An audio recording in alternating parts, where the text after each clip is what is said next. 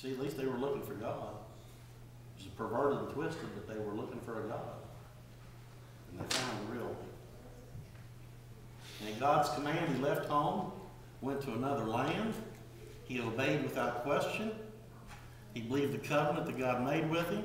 And in obedience to God, Abraham was even willing to sacrifice his son Isaac. That boy that he waited so long for, his only heir, that could carry on the name. All the promises God gave was involved in him. And God says, take him up on the hill and sacrifice him. He went. He took him. Life was up. Don't be surprised if God asks you to give up something secure, something familiar. Shake your surroundings up in order to carry out his will, your call. Sarah was Abraham's wife. They weren't able to have children through many years of their marriage. But God promised Abraham a son. Sarah doubted that she could become pregnant in her old age. And first she laughed, but afterwards she believed. A lot of people laughing at God right now, aren't they? Yeah, a lot of people. Well, where's your God? That place is in a mess. You don't seem to be doing anything.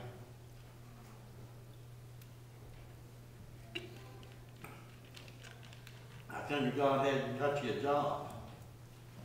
How come your God didn't keep you from losing your house? How come?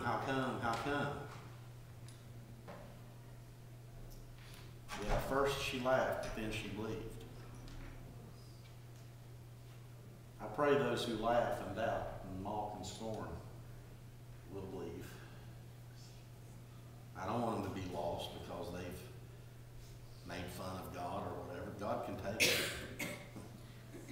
I hope they're saved. Abraham and Sarah were nomads, strangers in foreign lands throughout much of their lives. We like to work and get up to that point where we can chill, don't we? Got that retirement in mind. We want to get to that point where we can cruise and relax and do what we want. But through much of their lives, they're on the road. They're out in the desert. They're just picking it up, packing it up, moving it. This was a circumstance of obeying God. But God provided for him in that, didn't he? Abraham was a rich man. He had a lot of stuff and he had all kinds of stuff to drag with him when he went. So no matter where he stopped, he was supplied. We are foreigners and nomads in this crazed world. This crazed world forced on us by the circumstances of following God.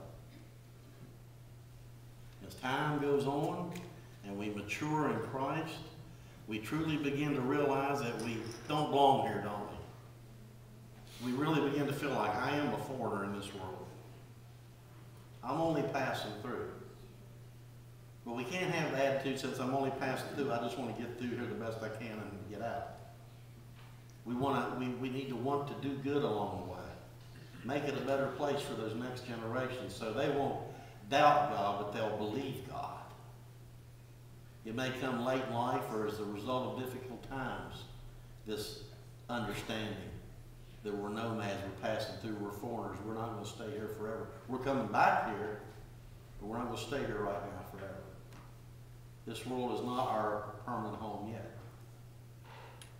It's best for us not to be so attached to worldly things because they're starting to pass away, aren't they? Yeah.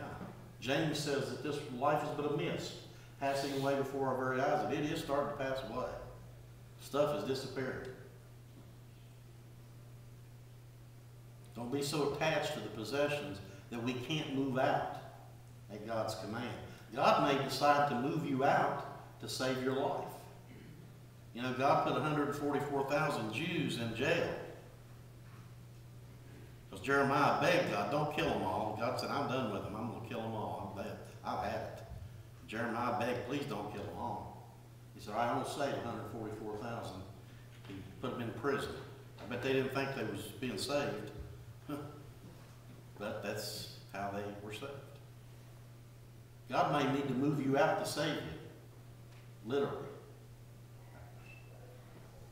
But these people of faith in the Bible that you read, some of them died without receiving all God had promised. But that don't mean they're not going to receive it. or they haven't already received it now. They never lost their vision, though, of heaven, of a better place.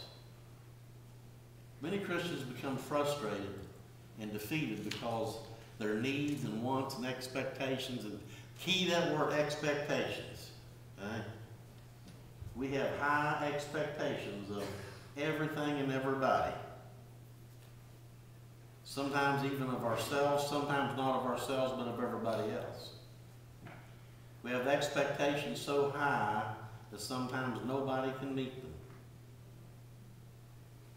Some people who are angry all the time, nothing ever pleases them, they're really mad at themselves and don't quite realize it because they set their expectations so high they couldn't meet them. So now they thrust those expectations on you. And when you don't live up to them, then they are just unhappy campers about everything. And they're going to be that way because they can't get the ducks all in a row at the same time. They can't get all the people and places and things exactly lined up the way they want them so they can say, I'm happy now. Happiness is dependent on people, places, and things. And you be happy now? I don't want that up and down. I don't want that graph. How about peace and contentment, which you can have all the time? That's only dependent on your relationship with God, not on people, places, and things. And you can have that no matter what's going on. Peace and contentment. Peace. The word itself just breathes rest, doesn't it? Peace. Peace be with you. My peace I give to you. My peace I leave with you. Tranquility. They named the big crater on the moon the Sea of Tranquility because there ain't nothing moving. There ain't nothing shaking up there. It's quiet. It's calm. You sit there for a long time and you never see nothing moving.